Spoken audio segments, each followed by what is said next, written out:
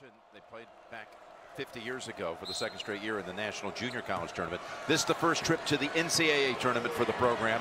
After being a junior college power, they became an NAIA team in the early 70s when they became a four-year school. And Division II tournament back in 2000, and now Division I, and they hit another shot. This time Perez from downtown, and they're up 10 on Virginia. How about this? Oh boy.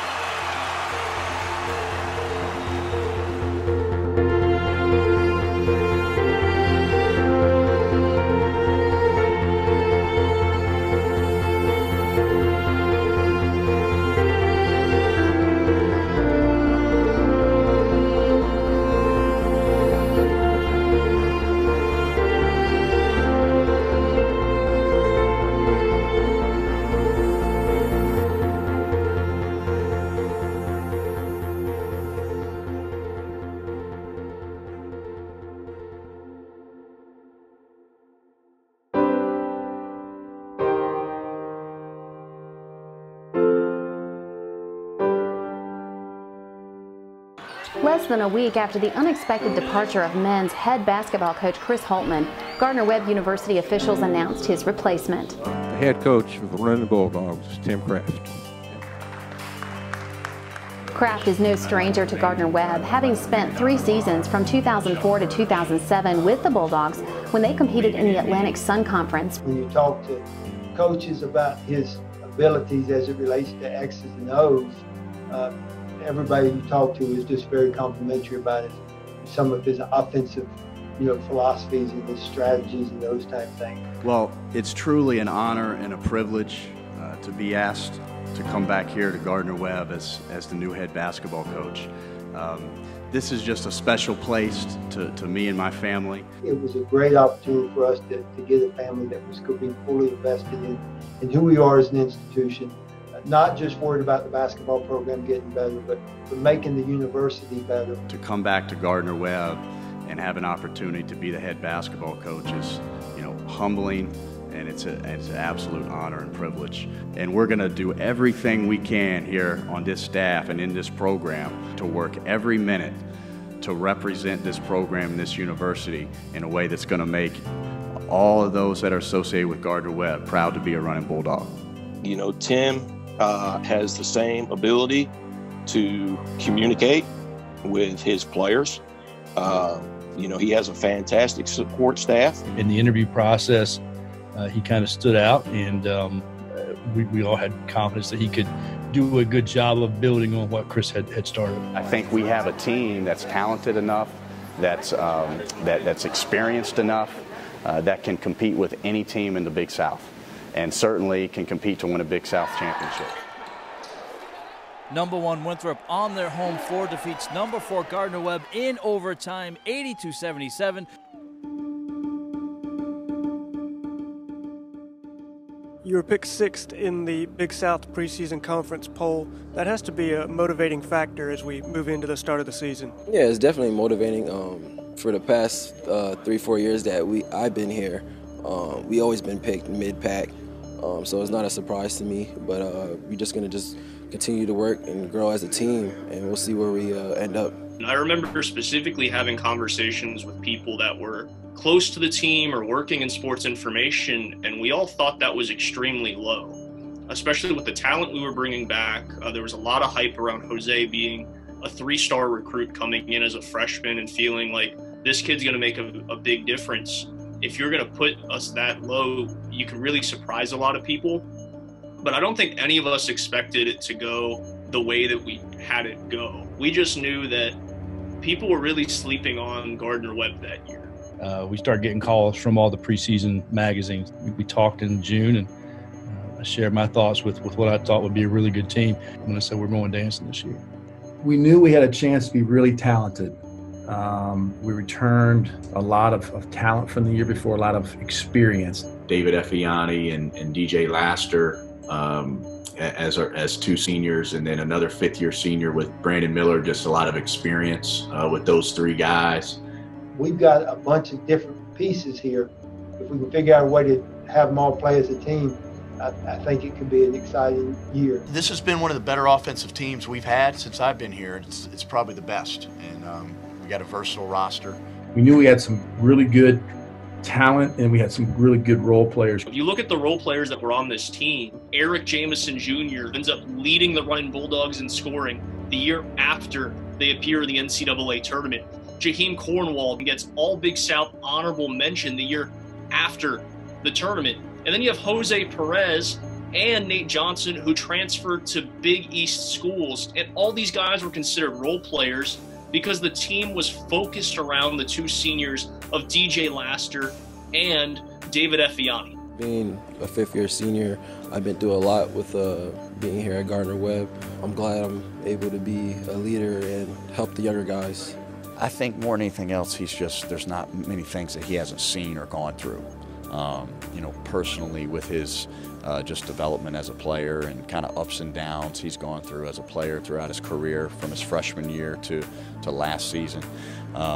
You know, there's not many things that he hasn't experienced. We had DJ had been in the program for 4 years. You know, I think the thing with DJ is his motor's really improved, and he's in better shape than he was last year. He's able to play harder for longer stretches and just kind of give a better effort. And he really has a better feel for our coverages and what we want to do there with our system. I had seen some clips of Jose Perez in high school and knew who he had played with and how good he was. You know, he's a good player. He obviously has the ability to score, but he can bring a lot more things offensively to our team with his ability to pass the ball. And you know, when he's really being a willing passer, he makes our offense really dangerous. I remember my senior year, we all sat in the Tucker Center, and he showed a video, a YouTube video of people like getting announced, their name announced for the NCAA tournament, and that was just like, man, like we could do it. Like that was just like an eye opener for all of us. Like we could be sitting here 9 to 8 months from now and really be getting our name called. Brandon, DJ, and Dave, I think they did a great job of just trying to connect everybody. I think I could definitely tell a difference from the year before as far as our chemistry and us connecting with each other. So I would give a lot of the credit to those three guys for actually taking the challenge to really connect the whole team. After 4 years of playing, I just felt like each year we had chances, you know. We fell short, and it always comes down to 1 or 2 possessions every time we look back at the film. And for me, it was just like I didn't want it to happen again. I wanted to hold up that trophy. I wanted to be the first team in Gardner-Webb history to be able to accomplish that. We just took that leadership role and we're able to be like, this is our senior year, so we're going to go out with a bang, and we were just destined to do it. And I just feel like we weren't going to take a no for an answer. So just our mindset was different. What are your thoughts on getting your team out on the court for the first time officially today? Well, just really exciting to get a new group out on the floor together. We got 30 days of practice to get our team ready and just to build our system, implement our system. It's a really important time in terms of forging a togetherness with our team, having guys that believe in one another and trust one another. And, you know, that's something that's going to take some time, and it probably won't happen in 30 days like the way we want it, but just getting better every day and trying to become the best we can be each and every day.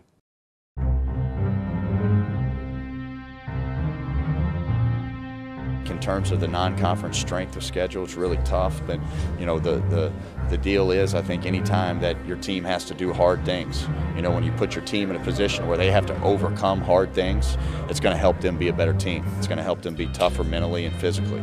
And you know, I think our schedule is certainly built to do that. Playing on the road, playing in tough environments, playing against some of the best players and coaches in the country in college basketball is going to help our team grow and learn how to overcome things that are challenging and difficult and figure out a way to do that together and stay together. Struggled in November. They lost 4 of their first 5 games. The initial response as a fan is to freak out. In an analyst chair or a play-by-play chair, you go, you know, you have some pieces and you're just really trying to figure out who fits where and how this team's going to operate throughout the season. Gardner-Webb, right back the other direction. Jamison, swatted away by that hit. Once again, this time it's PJ. A few of those games where those losses were our fault. You know, we had to just come together. We were making like mistakes that we know we shouldn't have made and stuff like that. Well, Gardner-Webb's going to fall to 0-2, losing to VCU and Virginia Tech. I think we had a team that's very mature that understands what this is going to do for us. So I think that was the way we just didn't get discouraged, because we understood like the big picture from playing these big time opponents. In transition, look at Slauson, blocked it. Lost a couple close games, had some chemistry issues early. The lead, Lyons to the basket with the left hand, and he scores. Played in a neutral site event in Asheville. Our first game was Eastern Illinois, and we lost at the buzzer. In that game, it was kind of like everyone was trying to go for themselves, you know, trying to get their numbers, you know, trying to, you know, blow a big time, kind of be that guy. You just felt like we weren't in it emotionally. And we met that night.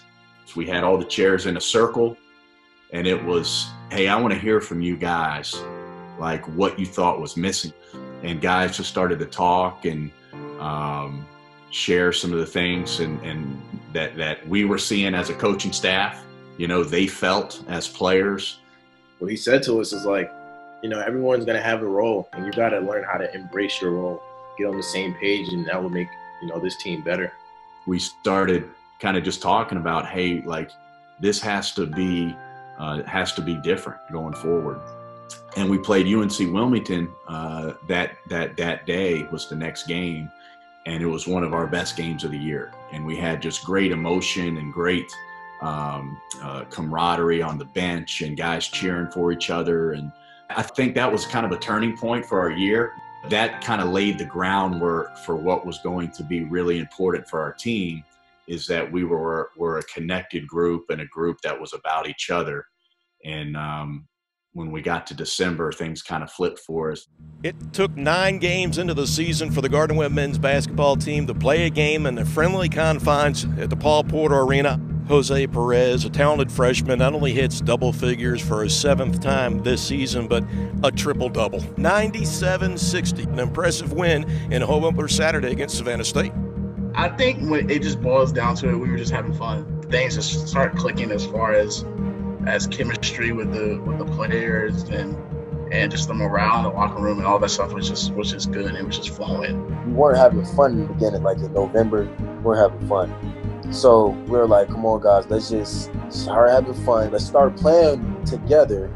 And then once we started playing together, we saw that playing together was better and it was fun. Just to go on a streak like that, you kind of get the feel of how, you know, everyone's playing, everyone's on the same page. You're going with that mindset, like, look, we're not going to fall back and, you know, back to early November. We're going to go out here, we're going to work as a team, we're going to communicate, we're going to get the job done. 3 straight wins at home, 95-plus points, and now over 100 of 2 of the last 3. The excitement and the energy that's in Paul Porter, you know, really helped us a lot. And then as we started to get, you know, win games down the stretch, people started getting the buzz. Hey, these guys this might be their year to do something special. 5-game win streak, 4-0 at home so far this year. You got a tough test coming up, ACC opponent in Georgia Tech. What do you tell the guys when you go play a game like that? We just got to get better. Got to get better tomorrow, got to get better Saturday. Just got to keep getting better. Got to prepare for a really good team, you know, a really good team. At a slower pace is what Josh Costa would like to see. Johnson lighting it up from 3-point range. That is where the Bulldogs thrive. Give a lot of credit to Gardner-Webb. Great win for them. They played well. They're a good basketball team.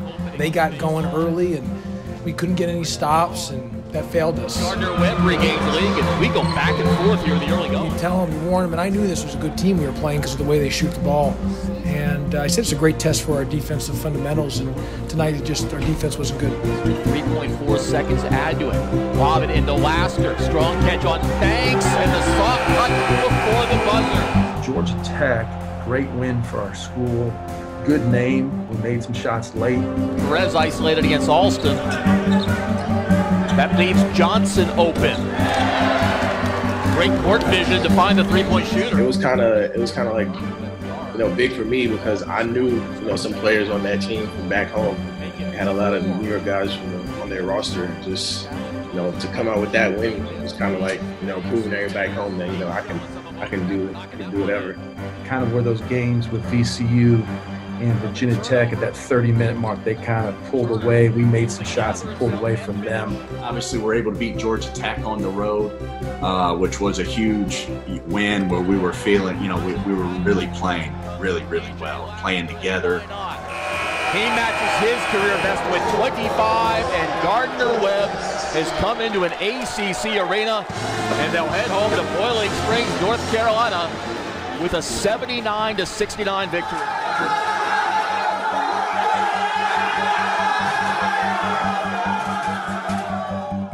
Dave Friedman, who does radio for Winthrop, actually did play-by-play for ESPN3 for that game, and came down and to one of our practices the week before and watched us play or watched us practice for the first time, and was aghast at, this is a really good basketball team. I think you might have a chance to win, in a couple nights. We've got one more game. We play at Wake Forest here before we open up Big South play. Going in, both coaches, Coach Luther, Coach Kraft, and PH as well, just had a great game plan for us. We just went out there and really just executed it. We played well, we shot the ball well, and we defended well. He's got 3-on-1, and he gets it to Jamison. See if Ford gets a touch here. Well, they looked for him. Efiani. Wow.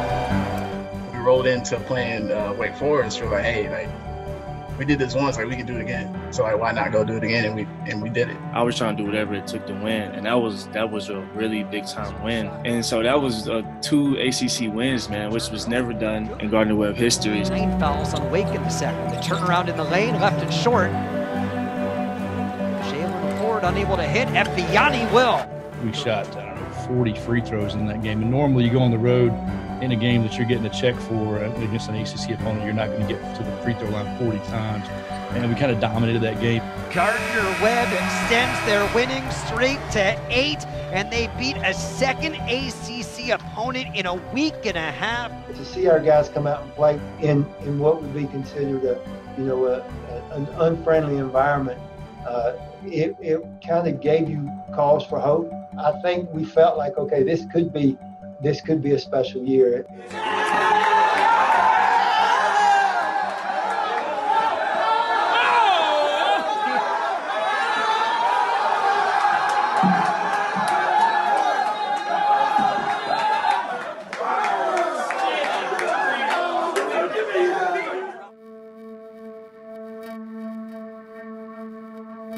Conference play is a completely different animal from non-conference play. It's practically like 2 different seasons, because you can play non-conference, go undefeated, and then lose all your conference games, and your non-conference schedule doesn't matter. It is strictly what you do in conference. The old saying is, if you win at home and split on the road, you have a good chance of winning your conference. So that whole non-conference schedule is really almost like a preseason or some exhibition games to see what you have and what kind of talent levels you have. And the fact that Gardner-Webb had those ups and downs in non-conference play, it got them battle tested. It got them battle ready for the ups and downs of conference play. Anytime you have success, the enemy of success sometimes is complacency. That's just human nature. We were guarded against that and preaching that. And, unfortunately, we just didn't play. We didn't play very well. We lost a couple games early and got back to where we were just kind of struggling with some confidence again, and some chemistry issues. It was just 2 different leagues, man. Like the scouting report is so different as far as non-conference and conference play. So if I had to pick one thing that was just probably just the factor of us starting off so slow, I would just think it was just adjusting to the way people were guarding us, understanding like it's going to be a lot harder now because people are going to take us a lot more serious, especially after beating 2 ACC opponents. In league play, everybody knows you better. Everybody scouts you harder. The stakes are higher. It's a different level of intensity. It was just a struggle. Credit their defense. Credit their defense. I thought they were doing a good job kind of collapsing on our drives and trying to keep us out of the paint, and it was causing us problems. They struggled mightily on the road, and they couldn't get it done. You saw this team and how youthful they were, and you noticed that the frustration was with the coaching staff as well, because I think they realized that this team should be better than what they are.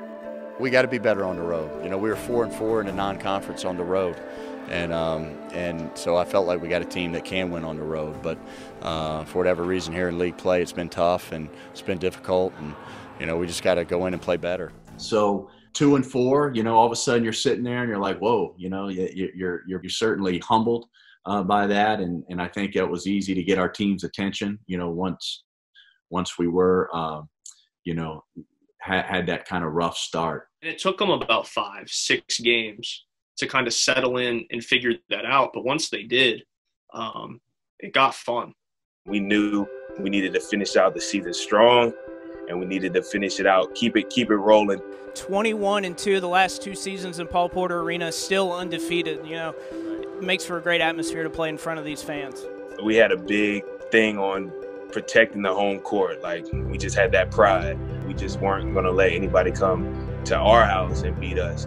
David Effiani leading the way with a game-high 23 points. He's led all running Bulldogs in scoring for the 4th consecutive game, averaging nearly 23 points per game. Our guys are just terrific. I think all of them were playing really well. My senior year was probably the best year as far as like the fans and the atmosphere. It was really like a home court advantage. I felt like the crowd was behind us each and every game. It was always great playing at home. It was always great. Like, people loved who you were for who you are. And I just loved playing there, honestly. Winthrop at Gardner-Webb. For context, Pat Kelsey is a remarkable head coach. Him and Kraft have had battle after battle after battle, whether that's in the tournament, whether that's in the regular season. And Gardner-Webb just always struggled. You couldn't get past it. You talked so much earlier about frustration and how this team was really confusing. You have all the talent in the world, and they just weren't getting it. That's how it seemed. At the time, Winthrop comes into Paul Porter as the best three-point shooting team in the country, and Gardner-Webb holds them to 10 of 40 from 3. Closed out on shooters extremely well. Defensive rotations were excellent. Thankfully tonight they were 10 of 40. Hopefully that had a lot to do with our defense. You know, proud of our guys for executing our game plan. Kind of when we started to hit our stride a little bit, guys were looking to the DJ and Dave for a lot of leadership, buying into what Coach Kraft was talking about, you know, kind of the things that we needed to do to win games. So I think it was more of a chemistry thing where we all kind of came together. You know, we had all the right pieces in place, and then we had some really good players too. 10 straight losses to this Winthrop team. You finally get the win. How does that feel for you guys? It feels really good. You know, it feels really good. I asked Kraft this. I say, this breaks a 10-game losing streak against Winthrop. How does that feel? And that might have been the most calm and relaxed I've ever seen Tim Kraft. You know, we've had some absolute battles and wars with them over the last few years. And I just tell you, it's really nice to come out on top, you know, with this one. And you were able to get over that hurdle and break a 10-game losing streak against who a lot of people would see as the arch rival right now. That's when I realized, holy cow, this team is going to be special. Through that last month or so in the season, we were rolling and just playing great. Man, you're winning these close games. You're winning these close games. And what does that do? It builds up confidence. And you start seeing maybe this team is going to be a team of destiny because the guys know how to get it done in the clutch. David Effiani became the all-time Division I leading scorer tonight with 19 points. Well, he's certainly meant a lot to us. I think the biggest thing about Dave is he's gotten better and better and better. Crouch on the drive, he's going to get to the bucket. No, it's turned away. David Effiani and the running Bulldogs come in transition. Jamison Jr. into the paint. Backdoor find for Justin Jenkins. What a play, started by the block by David Effiani. Just having our crowd, you know, our fans, you know, cheering for us after every highlight, I guess, on the defensive end, offensive end, you know, everything. It's just like, I don't know, it gives that feel, that different energy, that extra boost, you know. Cornwall over the timeline. Rim run, DJ Laster, a two-handed flush for the senior. You know, our team was playing great. we had really good players that year. I mean, we had really good players. Effiani to the left side wing for Cornwall. It's a design give and go. Effiani goes up and finishes the alley-oop with both hands. And finally, Coach, maybe a stat that I'll throw at you that you were not aware of is you guys now, at least for now, are the third team in the entire NCAA to go undefeated at home this season. That's one of the goals that Coach Kraft always has coming into the season. He always wants to be undefeated at home. The season before the tournament, they were 10-2 at home. So you go from 10-2 to 13-0, and credit to Tim Kraft. He has always had a phenomenal home record. We've never won 20 games going into the tournament, regular season. And so to finish with 20 wins is huge. And to win like 8 of our last 10 here heading into the tournament is a good thing. The way the tournament was structured that year was that the #1 seed would host every game up until the championship game, with the highest seed remaining hosting the Big South Championship Tournament game. It was a crazy year. I mean, Radford was a preseason favorite going in. They had a great start themselves. I think they beat Notre Dame, beat Texas in non-conference play. They started well in conference, so you had to look at Radford and think that they were gonna pull it out. But you also had Campbell with Chris Clemens, leading scorer in the country. And so you knew that they would be right there as well. And of course, they ended up being the #1 seed at the end of the year. So as we kind of followed things and went back and forth, Gardner-Webb early on was almost an afterthought. Obviously, when conference comes around, everybody's locked in. I went into that game knowing that it could possibly be my last game ever in the Gardner-Webb uniform. High Point was a bad matchup for us, honestly. We played small that year, right? So rebounding was not a strength of that team. We weren't a good offensive rebounding team, and we weren't a great defensive rebounding team. And High Point was one of the best in our league at both. And so that was not a good matchup for us. And they had just crushed us on the glass. The matchup prior that we had played them earlier, we had a super connected group. And so we were ready to go there in the tournament and again, played great in that first one and found a lot of confidence. I mean, we came out offensively and we're just on a roll. I just went out there, was being aggressive. Shots was falling as well. And then we were moving the ball well. Yeah, they're bigger than us, but who's just going to have that dog in them to get on the board. Steele up ahead, great pass to Effiani. A 9-0 run for Tim Kraft's team. We called it gang rebounding. Like, we're not just going to depend on me rebounding. We're not going to depend on Jose rebounding. It's like we're all going in. We're all going to make sure that the ball is secured, and we're not just going to let those 50-50 balls just go to the other team. So it was a big thing on us about getting those 50-50 balls. Like, we're just going to go get it. Like, put nose down into the dirt and try to go get it. Much of the credit just comes to the coaches and the game plans that we're going into those games. Just taking stuff from the games that we won, and we're like, hey, we have to do this better. We know what we have to do to beat these guys. We know why we lost to them. Coaching staff did a real great job with the scouting report, so we just played the scouting report game and just went out there and left it all on the floor. By 16. Blaster for 3. Yes! Got to a really big lead. They came back late and made it close at the end. Their name a week later on Selection Sunday. There's 3 for Curtis Holland III. It is an 8-point game. Then they closed the gap. They started pressing us, and we had handled it real well. So much more purpose these last 5-6 minutes. And Proctor floats it in. How about that?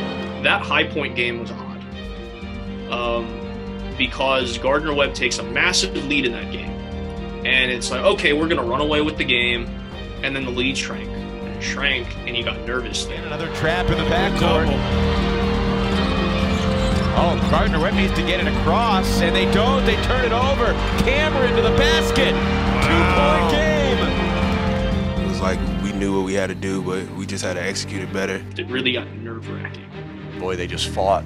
And, credit them and their coaching staff for getting those guys to just, really kind of amp up their pressure and, make the game close. Tim Kraft calling the play.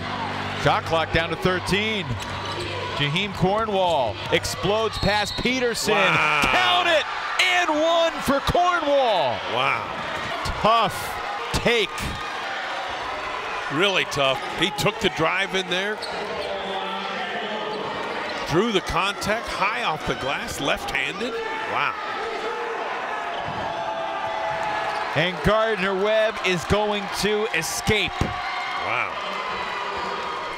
And we were able to pull out the W, and be able to advance to the next game. We've played in some tough environments this year, and there will be none tougher than tomorrow night for sure. And the next night we played Campbell, who had won the regular season, and it was packed. And it was all Campbell fans. There are very few Gardner-Webb fans there yet for that game. It was an unbelievable environment. You know, every seat was full, and just a big time college basketball atmosphere.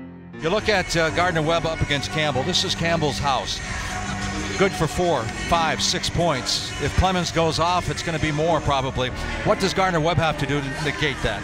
They've got to survive the first 5 or 10 minutes because Chris Clemens is going to go off tonight. I think at least he's going to try to. I can't wait. This is everything we want. If there was a college basketball all-star game, I'm pretty sure that Chris Clemens would be invited. Chris Clemens comes into that game. He's top 5 all-time in NCAA history in points scored. He's already passed Danny Manning, Larry Bird, and Oscar Robertson, en route to becoming just the 9th player to reach 3,000 career points. Late-game heroics and jaw-dropping dunks have made the Campbell Senior a fixture in SportsCenter's top 10. Talk about being an extreme underdog, not only in the tournament in terms of seeding, but you had all the national media against you. Everyone wanted to see the Campbell Fighting Campbells win the Big South and go to the NCAA tournament so we could get national media attention on this little 5'9" guard that could just shoot the lights out of the basket. Brendan Bulldogs at Gardner-Webb, a little back door.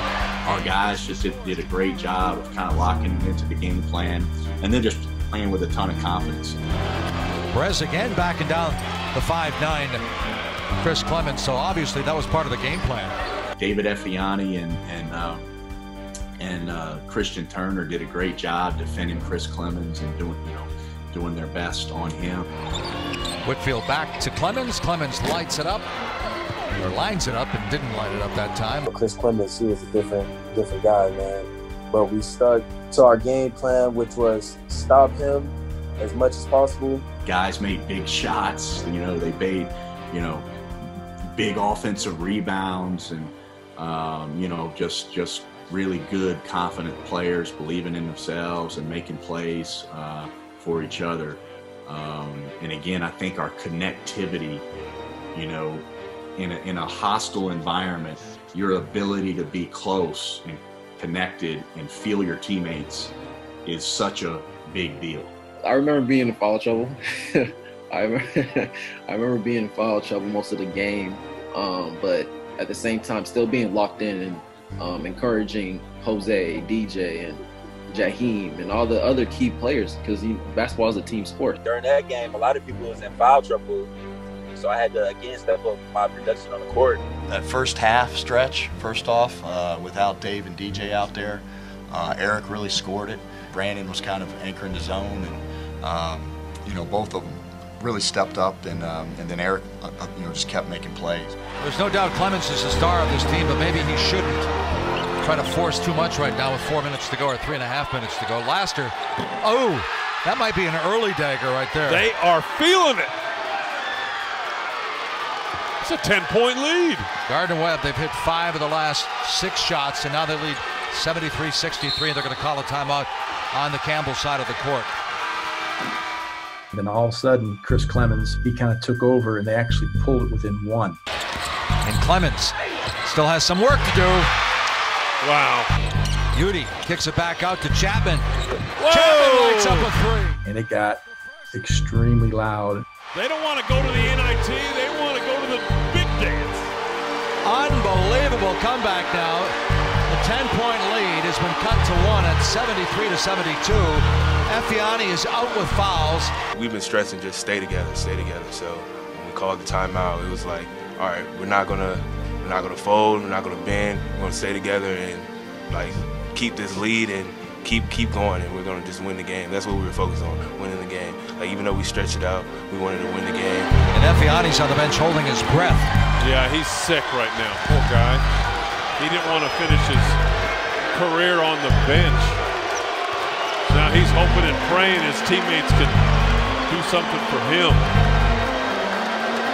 Here's a guy that's been super tonight. Freshman on freshman. Perez up and under. Blocked by Chapman. And Perez somehow comes back and gets it, and he gets an N1. And that's toughness right there. Wow. Perez didn't give up on it. Pump fake up and under, left hand, and just battles for it and just gets it in there. And then goes and does a chest bump with Effiani on the bench. Clemens lets it go. Well, Ralph, your thoughts? We've got the upset. Gardner-Webb's going to the championship game for the first time. We've been in the semifinals. This is our 4th year. You know, my 6 years here, and have lost some just close knockdown, drag out, one possession games.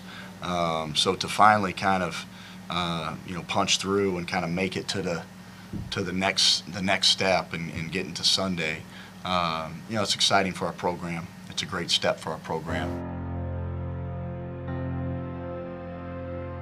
David has been my roommate when we're on the road for like the last 4 years. And I just remember waking up that morning and I just was listening to music. But something about that morning, I was just like, man, I looked at David, I was like, we about to win this game. We were both telling each other, talking to each other like, yo, this is our last game in a Gardner-Webb uniform. You know what I'm saying? To just put everything out there on the court. We actually had like a good talk that morning. I was like, Dave, like, we'll win this game no matter what. Like, you're gonna bring it, I'm gonna bring it. We're just gonna go out there and no fear, all confidence, and just be able to play the game that we love. Just try to keep making history. Sunday is gonna be a big one because they beat us there earlier this year. We just gotta go in there, play hard. No one expected us to be like how we are this year. We got chosen 6th. Now we in championship Sunday. Whatever happens, we're gonna go out there, play hard, do what we do, and hopefully we come out champions. I just knew I just needed to play hard. I just wanted to leave my legacy on the court, leave it all out there. I just felt it when we were sitting down before the lineups. I was just like, this is my last chance to show what I got, and I just came with that mindset from the jump ball. Tip goes to Gardner-Webb. I said, let me get it rolling. If I can get it rolling, I can keep it rolling. So being able to score those first few points, I was like, all right, I'm feeling it. For a senior to have a career high in the championship game for the conference, that's movie script stuff. It's like a movie for that guy, you know, his parents in the stands watching him, and it's amazing. I was in the right spot at the right time, and they were giving it to me at the right time. So I just believe that was a team effort too. Everybody was playing unselfish. They were like, no way, he has it rolling, we're gonna keep on giving it to it. One time in the game, me and Dave go up to each other like, do you think he's gonna miss? And me and Dave were like, bro, I hope not, cause like, like he just got it going. He wasn't missing. I think he was playing out of his mind. After watching the tapes, I remember them talking to me, but like I was just so locked in. I was just like, I can't remember anything about that game just besides the crowd. Like every time I would score, like just going crazy. I'm like, I'm just locked in. I'm just in my own zone. So I was just like, I don't know. It was just a different experience because I remember being with my team, but the noise was all canceled out. I was just locked in. I was just in my own zone. And I still can't explain it.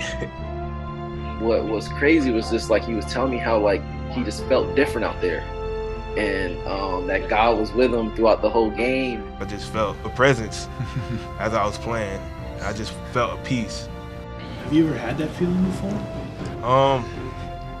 Honestly, not in the game.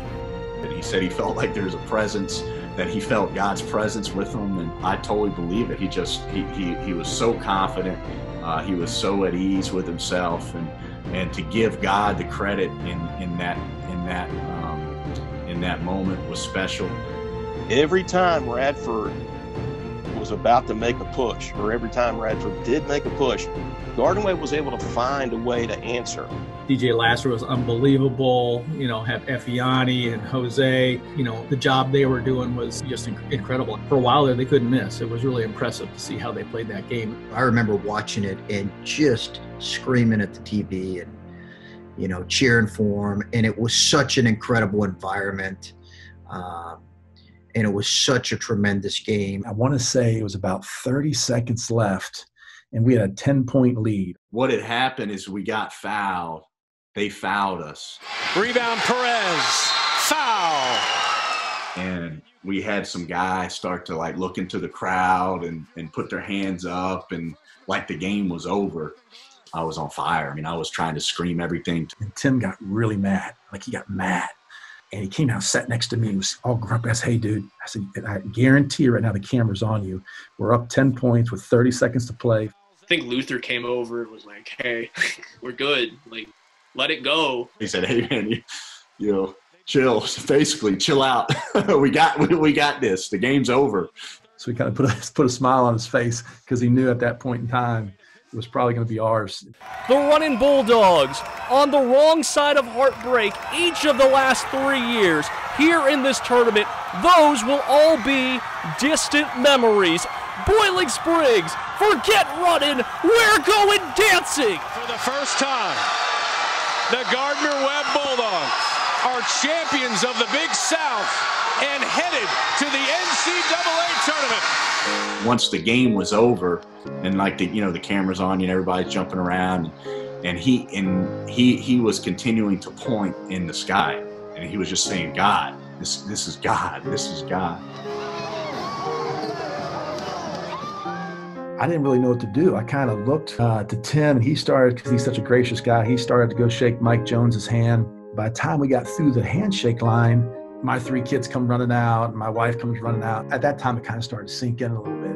I didn't know what to do, man. I didn't know whether to jump up and down or stand still or get on the floor.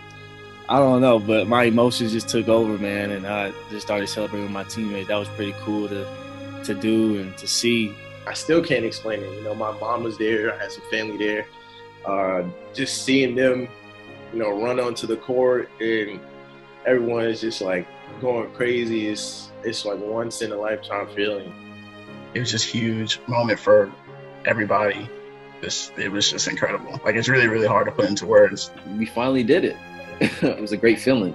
Once that buzzer went off, and it was just like all the hard work and the sweat that you put into the game each day, it came into tuition.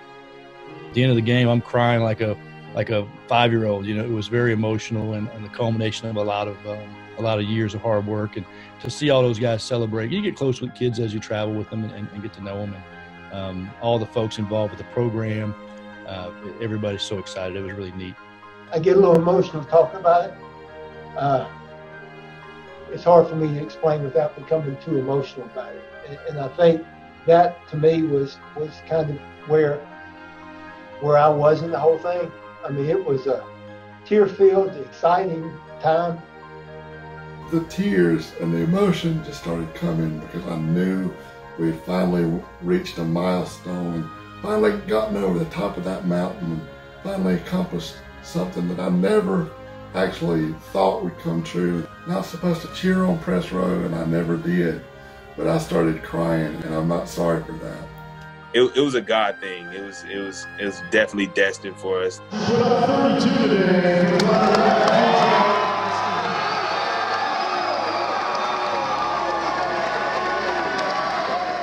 We put in that work. We kept God first with everything, having the coaches like remind us to keep God first in everything, to our practices, having Bible study, like being able to do that. So I feel like he just rewarded us at the end of the day and at the end of the season, and we were able to get the job done.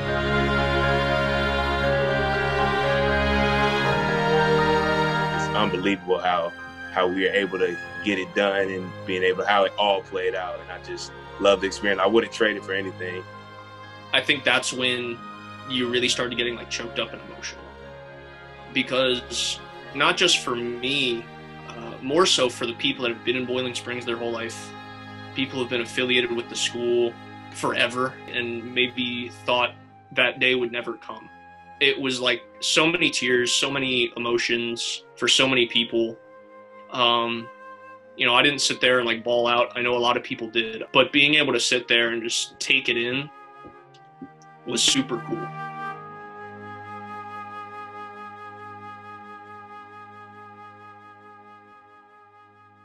We got into Shelby, and then the police started escorting us to Gardner-Webb. We're like, what? What's going on? To be honest, when we got off the bus, that was awesome. Like when we came back from Bradford, and it was just everybody just out in the parking lot in front of the gym. I had videos on my phone just like getting off, and it's just like a crowd of people out there, and it was just awesome just seeing all the support and all the signs and everything. The news crews out there. Yes, sir. Yes, sir. Yes, sir. Yes, sir. Yes, sir. It's hard to even describe because we came back and Main Street and College Street were lined with flags. Everybody was so proud of us, and everybody was just like, it just brought a whole different feeling to Gardner-Webb, and I just love that, and I'm glad we were the first people that were able to do that, and I know there will be many more, but we put that stamp on being the first. March Madness is upon us, and teams are beginning to earn their bids to the big dance. This is the first time ever that the men's basketball team here at Gardner-Webb has laced up their dancing shoes. Hi everyone, I'm Roy Cooper, North Carolina's governor. I am so proud of Gardner-Webb and the men's basketball team going to the NCAA tournament for the first time in history. Go Running Bulldogs! The Bulldogs of Gardner-Webb University are underdogs no more. Winning a championship has sent this team to the NCAA tournament. At Gardner-Webb, I'm one of the newest members of Bulldog Nation, but I'm also one of its biggest fans. I want to congratulate the coach and the team on its wonderful run in the conference tournament. Congratulations on that championship. You made your university and your town proud. Now let's go make some noise in the big dance. Go Dogs! Good old Boiling Springs, North Carolina in Cleveland County has good reason to celebrate. The Gardner-Webb Bulldogs are heading to the big dance for the first time. Hello, Running Bulldogs. It's your Congressman, Patrick McHenry. Just want to say congratulations to you on being the first Gardner-Webb team ever to make it to the big dance. We'll be watching the tournament. We're pulling for you. We're proud, and I know you'll make Cleveland County proud. Thanks so much. God bless. Gardner-Webb, a liberal arts school in Bowling Springs, North Carolina, will make its first ever appearance in the big dance. Now, the peaceful school in the foothills is buzzing about basketball. Hello, Gardner-Webb fans. Artist Gilmore here. And I just wanted to congratulate all of you on the success that you've had this year and an opportunity to participate in the NCAA tournament. Tim Kraft, coach, boy, take your guys and run. Congratulations. I think the party there is going to rage for a while. It will. Congratulations to great. Them. He'll never forget those moments. His staff will never forget those moments. His players will never forget those moments. The school, the university. It's really the power of what the NCAA tournament can provide for schools like Gardner-Webb. I want to draw your attention to my senatorial statement before you, honoring Gardner-Webb University in Bowling Springs, North Carolina, and congratulating them for their men's basketball team. I think it's appropriate, Mr. President, that the entire Running Bulldogs team and coaching staff be recognized for their first ever win, the Big South Conference title. There's so many questions out there, and so we really won't know until Selection Sunday. The big watch party will happen right here at the Tucker Student Center.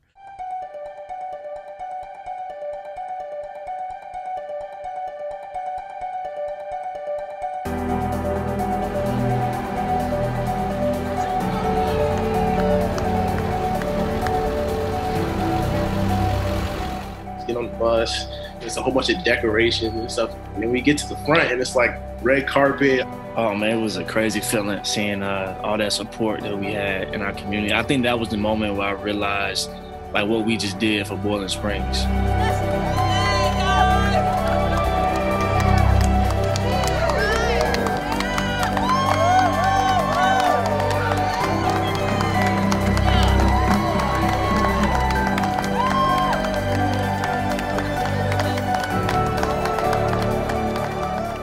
and the craft talks about it all the time, that we can really be an example for kids in our city. And that was a big example right there, seeing how many people came out, how many people showed their support. And then like we walk in and everyone on campus is just going crazy. You see your classmates, teachers, staff, people in the cafeteria, you see them all like, you can't do nothing but, smile and laugh and, like thank everyone. We had thousands of people. I don't know that the Tucker Center's ever had as many people as we ever had that day. I mean, it was literally shoulder to shoulder in that huge hall watching the 3 screens to see when our name was going to be called. Well, the team has been introduced. We've seen the trophy. We've seen plenty of different congratulatory messages. It's an exciting time.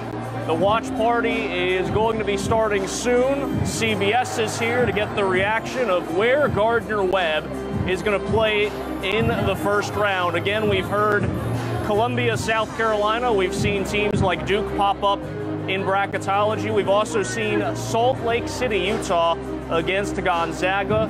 But regardless of what happens here this evening, I know the Runnin' Bulldog faithful are just excited to see that logo and that name called out in the national tournament.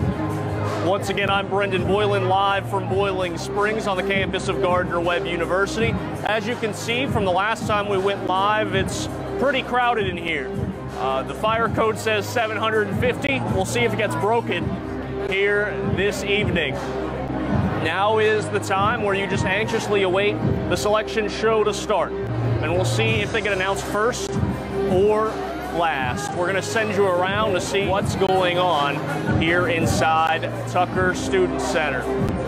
Welcome back to the NCAA Men's Basketball Championship Selection Show. Let's now focus our attention on the upper right quadrant. Continue to reveal the tournament brackets from the NCAA and its corporate champion, Coca-Cola. The second overall #1 seed is Virginia. The Cavaliers are going to the South region. It's the 7th time they have been a #1 seed. We know what happened to them last year. They'll try not to repeat. Anticipating a much longer stay in this year's tournament for the Cavaliers. All right, so the #1 seed in the South is Virginia. These first and second round games will take place in Columbia, South Carolina on Friday and Sunday. The Cavaliers are the 4th team out of the Atlantic Coast Conference, and they will meet 16th seed Gardner-Webb. The Runnin' Bulldogs out of the Big South will beat Radford in the Big South Tournament Final. I think they're up for the game. They are up for the game. They've got a terrific player in David Effiani. He's outstanding. The freshman Jose Perez. This team worked their way through road games in the conference tournament to win the opportunity to be in the field, and they are tough-minded and fun to watch. Congrats to the Runnin' Bulldogs of Gardner-Webb. That moment right there kind of like sends chills to my body. Like when I rewatch that, like every time it just sends chills to my body. To just sit there and then just watch our name like come up, like that was a shift in my heart right there to see that happen and see everybody go crazy. That was one of the best days of my life for sure. Everybody's sitting behind us, just watching and waiting for the name to get called. Everybody had their phone out. It was just, and then once they said Gardner-Webb, man, we just erupted. It was great. The ESPN Tournament Challenge starts now. 8 schools, 25 hours, more than 1,000 miles, and of course, the only face not on the bus is mine.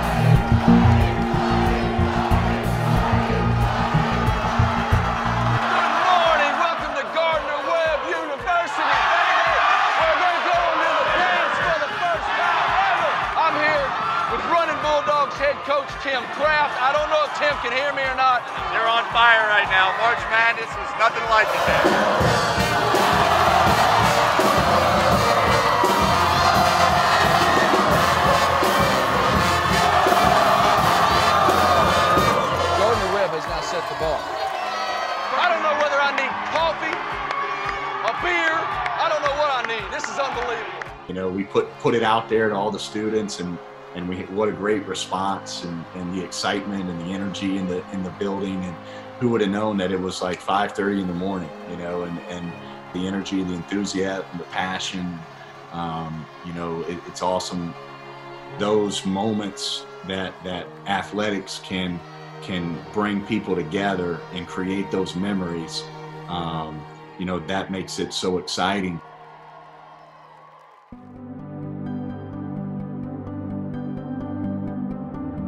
It's one team out of the league that gets to go, out of the whole league that gets to go every year. And, you know, I just think all of our programs, staffs, players, administration, we're all putting so much into this thing, you know, to try to build a winner and try to get to this, you know, to get to this stage and have a chance to, you know, to cut down a net and do something really special for your school. It's very exciting. Past few years we've been very close, losing the semifinals and quarterfinals, but it's just a great experience to be here.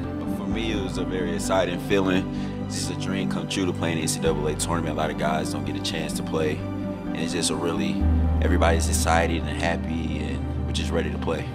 It has been a dream come true being here as a freshman. Anything can happen when we both on the court. They tie their shoes the same way we do, so we're just ready to play. This is our first time in history doing this, so we just want to leave our legacy and leave it all out on the court.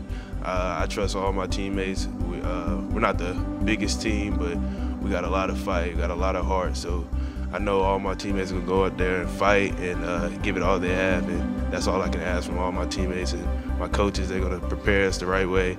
I'm just glad we have a chance to compete and just have the opportunity to just play at the highest level, playing the #1 seed. It's just a humbling experience to be here. So us playing Virginia is just going to make us better to be on the court with them. We go into every game thinking we're going to win the game, no matter who the opponent is, and we're still going to put our plan together, and we're going to go out there and fight. You can tell by all the shouting in the newsroom, especially where the photographers hang out. It was really loud. That March Madness has really started, and the Gardner-Webb Bulldogs are set to tip off tomorrow in Columbia for the NCAA tournament. Yeah, that's right. You know, back in 1970, Gardner-Webb was still competing in the NAIA. Well, today they took the floor here for their first ever NCAA tournament practice. The Runnin' Bulldogs are relishing an underdog role. Even though this tournament is a first, the underdog role is familiar. We're certainly used to that role, and you know, I think our guys enjoy embracing that role. We kind of took that mindset this season, so sometimes that underdog role helps you play with that edge that you need. Tony Bennett and the Virginia Cavaliers lacked that edge last year in Charlotte, becoming the first ever #1 seed to lose to a 16 seed. Tony said he knew his team would get a lot of questions about that loss to UMBC last March. He urged his guys to just focus on what they can control and just respect their opponent, which he says is easy to do with Gardner-Webb. They're good. You know, they beat 2 ACC opponents on the road. One of the ACC assistants just called me and said, they're very good. You got to be ready because they can play. And of course, we're going to be ready. We understand that. When you get into this tournament, everybody can play. Gardner-Webb looks to become the latest Cinderella when they tip off against Virginia tomorrow at 3:10 p.m. All right, here we go. Defensive keys, man. We've been talking about them all week. All right, we've been talking about them all week, okay? Got to be in a relentless stance, #1, all right? It's about like not breaking down and being tough enough to continue to do your job, all right? So we got to do a great job talking and then executing the plan and all the things that go into that plan. We just got to be tough and physical and keep working, man. Don't stop when you get hit on a screen. Fight to finish, okay? Fight to finish. We're ready to block out. We know they're going to be coming with 2 to 3 guys, all right, and coming hard. Okay, go hit those guys, stick them, set the tone in the first 4 minutes. All right, hey, at the end of the day, man, it's these things right here, okay? It's about being together like we've tried to be this entire year and absolutely going out and attacking this moment with all the confidence that you have and all the just fun and excitement that you can have today, okay? Go out and play loose and free. Go out and be us, all right? And be us together, all right? Here we go. Let's pray. Our Father, who art in heaven, hallowed be thy name. Thy kingdom come, thy will be done, on earth as it is in heaven. Give us this day our daily bread. Forgive us our trespasses, as we forgive those who trespass against us. Lead us not into temptation, but deliver us from evil. For thine is the kingdom, and the power, and the glory forever. Amen. Back in Columbia, South Carolina, getting set for Gardner-Webb against the #1 seed out of the South bracket, the Virginia Cavaliers. Coach Tony Bennett's team putting together another great regular season at 29-3. The winner of this game to take on Oklahoma come Sunday here in South Carolina. Back here with your friends, along with Grant, Bill, and Tracy. Biggest thing, they're going to slip and run hard cuts, hard moves, and we may see a little more zone, which is dangerous against Virginia. O'Connell, Pettigrew, and Nelson, the officials, as we get started. Jack Salt to jump it for Virginia. Laster for Gardner-Webb, and the Wahoos with the first possession there. Just the atmosphere of that game was insane. It was like an NBA game when we first ran out there. It was crazy. On TV, it sounded like an NBA playoff game, but it sounded like a home game for Gardner-Webb. It was unbelievable. It honestly just felt like a home game for us. In some ways, it felt like a road game with the crowd too. So being, less than 2 hours, Gardner-Webb people came out and supported them. Oh, it was definitely a road game for us. I mean, you guys, I want to say the whole school must have been there. It felt like that anyway. And you were fairly close to home. And I think everybody else in the arena, once you got up on us, I think they started to join you and root for the underdog. Here he is coming off a career high in the Big South Final over Radford, and he scores the game's first points. That energy in the building was just I think that was more of a, man, we're really here type energy. Laster taking his time inside, nice little up and under, great footwork, great finish with the left hand. I think we just came out with a lot of energy. We were moving the ball well, and we were making great shots. Perez, head fake and drive for two. Boy, what a nice bite with the pump fake. What an impressive young man, a freshman. We're just playing well as a team, passing the ball, making the right cuts and making the right plays. You could just sense how tight we were. Even our fan base, like there was, you could cut it with a knife. Unbelievable. 32 in the final. Nice hands. Stolen away, Nate Johnson. Nice move to the hole. He is a tough kid. Able to fend off Jerome. Nate Johnson scores a transition bucket. At that point, you're like jumping out of your seat. Holy cow. Are you guys really going to make this happen? Place here. Johnson driving. Up high. Whoa, what a move. Wow. We went out there and just let it fly, man. Like, coach was like, look, you're either going to win or lose. So just let it fly and just compete out there and be confident in what you can do. It just felt like Gardner-Webb was finding their spots. And I think it was a sense of playing free. Miller, nice move. Effiani from the wing, knocks down a three. Virginia had things that they did. They had tendencies that they followed, and our kids took advantage of it for long stretches in that first half. Slipping, this is what they were going to do. Oh, he lost it on the way up, and he still had the soft touch. A lot of things are going well for him, aren't they? Yeah, Perez with the assist. Their offense is fast. They slip ball screens. That was hard. We tried to prepare as well as we could, and it was we struggled. And I think the nerves were there, but they were banging shots and had us chasing. I swear, it feels like we get the best 16 every time we go into the tournament. Those two teams, that says something. Another turnover committed by Virginia. What a start for Gardner-Webb. We came into this game knowing how capable Gardner-Webb was going to be, and they punched us in the mouth. Division II tournament back in 2000, and now Division I, and they hit another shot. This time Perez from downtown, and they're up 10 on Virginia. It's crazy, like the court is shaking, you're shaking. It's a crazy feeling. It's like you can't explain that. Like you scoring, all you hear, like the ground is moving. It's crazy. Foul. Here's Johnson. Nice work. My goodness. Gardner-Webb made Virginia play as fast as we wanted. What a split. Up high with it. And if that was the case, and that kept going, you saw what was going to happen. Gardner-Webb was going to run away with the game. Right now, the speed activity for Gardner-Webb on the offensive end just giving trouble to this defense. There's the same play. Hester, what a job of catching it and knowing exactly where you are in relation to the cylinder. That first half, we really had them shook. I really had myself shook that we was even up 14 on them like that, like completely had control of the game. when we got that 14-point lead, we're all high yelling, like we're just ecstatic, like we're just happy that we're doing it. You think like man, like like we're really about to do this, like we're about to advance, we're gonna go ahead and take on whoever, we're ready, we're hungry. We go up 15, thinking like, yeah, we're about to go up by 20 plus, about to, go back to the hotel, prepare for the next team. Oh boy! I already knew how it was getting played out, like how people were watching at home. Oh, is this another upset? My Twitter feed was going crazy. People were like, can this happen again? Can Gardner-Webb pull off a monumental upset? The mentions coming through the account for the main account went through the roof. The TweetDeck notifications were just spinning, like it couldn't read anything. And then the computer started humming real loud, screen went black a few times.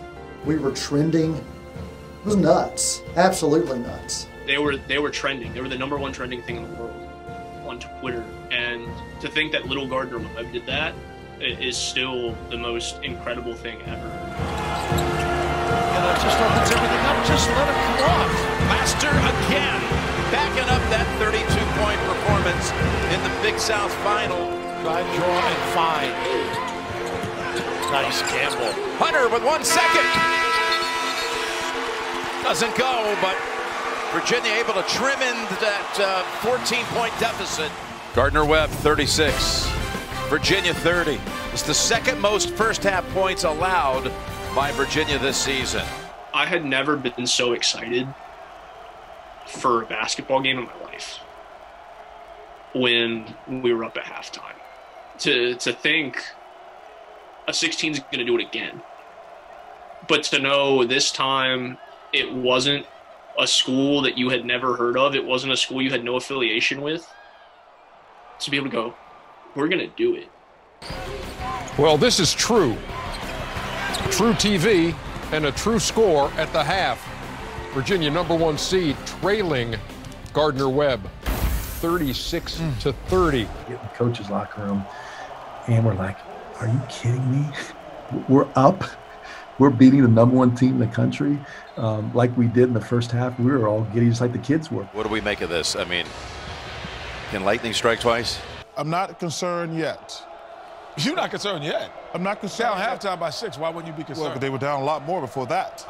14 to be exact. Yeah, good call, Ernie. But now they got to realize, like, you know what? This is real. This is not what we got another game next week. You don't think they realize that? Well, they're not playing like it. They didn't come out with a sense of urgency. How about Gardner-Webb and the running Bulldogs being on a roll, confident about the matchup and playing great basketball in that first half? I'm not taking anything. Okay. I remember once Coach Crabb came in, he was just proud of us. He was like, man, we just got to keep it going, keep our composure. Well, we felt like we had a great half, obviously, we talked about some of the things that we felt like led to us getting stops and led to us being able to get good shots, and just kind of emphasized trying to continue to do those things. I'm pretty sure they went in that locker room. They had probably got chewed out by their coach, and they came out second half ready to play. Tony Bennett told me coming out of half he believes that first half had a lot to do with nerves, but also the fact that Gardner-Webb is a really good team. He said their quickness is really bothering them. I asked him what he told his team. He said, you need to have confidence. You need to have the right mindset. Don't panic, but no, you're going to be in for a fight down the stretch here. Don't you dare leave anything in this locker room. You don't panic, but you play the right way. We knew we were in for a battle. And Coach reminded us that we already knew that. We came out the first 4 minutes of halftime when it was just a shift. Unable to convert. Second chance, yes.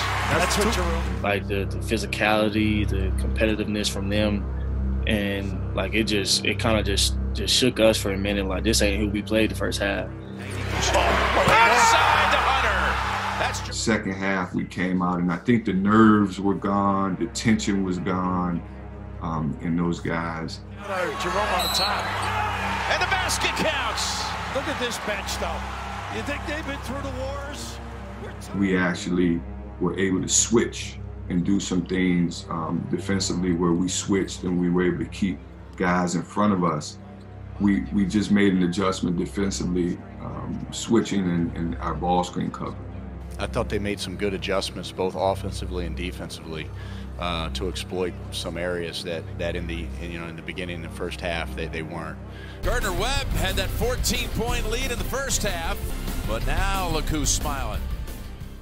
Unfortunately, they started getting that ball rolling, and they were able to get a lead on us early in the second. Gardner-Webb was not controlling the tempo. They were not controlling the pace. Virginia was able to reel that back. And a lot of that happened because of defensive stops and being able to get points and multiple consecutive defensive stops. They made a couple buckets and we struggled to score and had some bad offensive possessions. Then we started to break down defensively. We started to give stuff up that we didn't give up in the first half. We wanted to keep our same momentum, but it was kind of hard to match what we did in that first half, especially against a team like that. At the end of the day, Virginia had 3 or 4 NBA guys on that roster. DeAndre Hunter was the 4th pick of the draft. You knew the talent you were playing, and you knew that at some point they were going to come out and they're going to play. Kudos to them, man. That's one of the best teams I ever played in my life. The guys just kept plugging, and Gardner-Webb missed some shots. Maybe they got fatigued. Tough shot. Goodness. Wall. So the difference from one half to the next. They really started taking advantage of their high-level size, like their NBA type size. Virginia is just the type of team, like when they put you in a dry spell, like it's just going to be a tough night. They were really good, and we knew it was only a matter of time before they, started making some shots. And they did. They're a good team. They made shots. I don't think it was anything that we didn't do or anything that they did do. It's just that they made some shots, and then some of the shots that we were taking earlier weren't going in for us. They have to be proud of what they've accomplished this year. He's going to shake hands over there with Tony. That is nice right over there. How about that? That is class. Yeah, Perez led the running Bulldogs with 19. Well, you don't see that too often, do you? They overcome their largest deficit of the season to win a game. Great effort by Gardner-Webb. Virginia advances. Back in a moment. Gardner-Webb, what an amazing effort in their first NCAA tournament appearance. They were up as many as 14 on top-seeded Virginia in the first half. They led at the break by 6, but ultimately the Cavaliers just too much and too strong, and they were not about to let a 16-1 upset happen to them again. They win this one by a score of 71-56. But Gardner-Webb, the little school that could, they packed the place with just about everyone down from Boiling Springs, and they left their mark on this tournament. Gardner-Webb definitely gave us a formidable challenge, and credit to your coaching staff and the players. Those guys were, like I said, very well prepared and good program. Just really proud of our group, proud of these guys up here and all the guys in our locker room and what they've done for our school, for our university, for our alumni, our former players, our community. This run that they've been on has that we've been on has just done so much for a lot of people in our area and that are associated with Gardner-Webb. So just very thankful to coach this group of guys, to coach these 3 seniors, and just very, very thankful.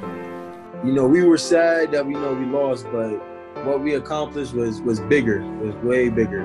It's just good that we were able to do it for the school and do it for the community also. And I just thank God just giving us the opportunity to play in this, and just through success and failure, I still give God all the glory. It was still the best experience of our life, win or lose. We did exactly what we wanted to do that season. Now that everything's over, you look back and you say, you tell yourself that you gave it everything that you had. Yeah, we didn't win that game, but look at the history of what we just did. We just made history, no matter what the outcome of that game was. We talked about it probably 2 weeks after, yo, bro, we did it. That's what we wanted to do. We wanted to go to the big dance. We got there. At least we will always be remembered.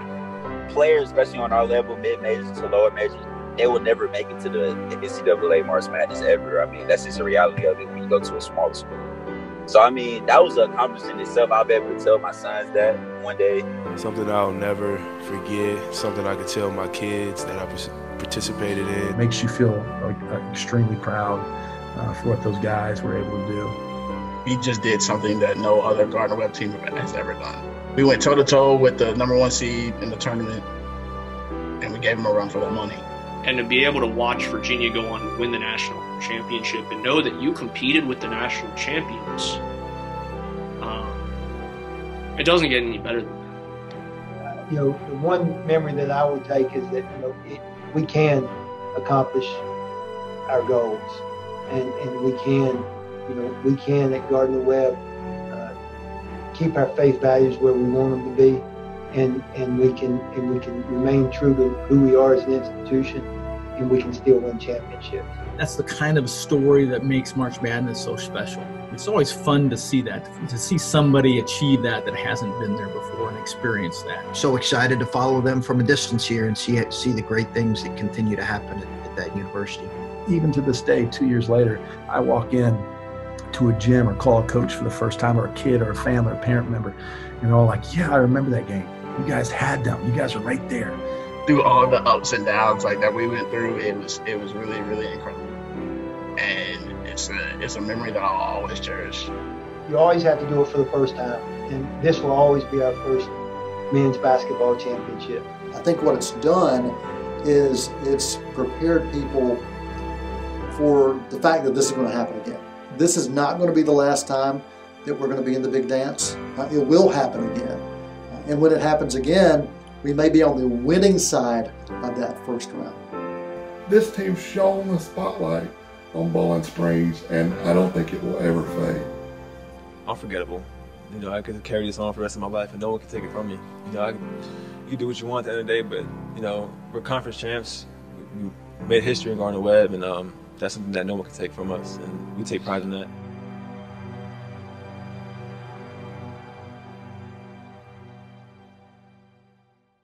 So I was actually working a softball tournament here at Kennesaw State where I work, and I was watching the game on my laptop while working, and I just couldn't contain my excitement. I wore a Gardner-Webb shirt underneath my Kennesaw jacket and just ripped off the jacket and screamed as loud as possible when Gardner-Webb won the Big South Championship. Every single person who loves college basketball, when they go off to college, they want to be a part of the NCAA tournament. It was just amazing. Like, I had never had a sports experience quite like March Madness with Gardner-Webb. One of the coolest things about being there is that we had the opportunity to preserve this moment in the school's history. I think it was really, really cool that Lisa and I got to go. For us to be able to capture that story, I think it really definitely meant a lot to me. I was the mascot of Gardner-Webb for my junior and senior years. And the experience of going to March Madness was everything I hoped it would be. And I feel like we've done Gardner-Webb very proud of all that we've accomplished last year. Just want to send a congratulations to y'all on an unbelievable achievement. Y'all made history. It's crazy. We always talk about leaving a legacy, and y'all definitely left a legacy. It's very memorable, and the fact that it happened my senior year made it even more incredible. That's something that you remember for the rest of your life. You guys have had an amazing season. From all the guys in the past to Bulldog Nation, we say, go Bulldogs. Hey, once a dog, always a dog. Hey, I appreciate y'all for making history, man. Make some noise in that NCAA tournament. Y'all only got one shot. Let's go. Congrats, boys. We going dancing. It's not easy being a student athlete, but you guys are making history and you guys getting it done. I'm proud of you boys. Good luck in the tournament.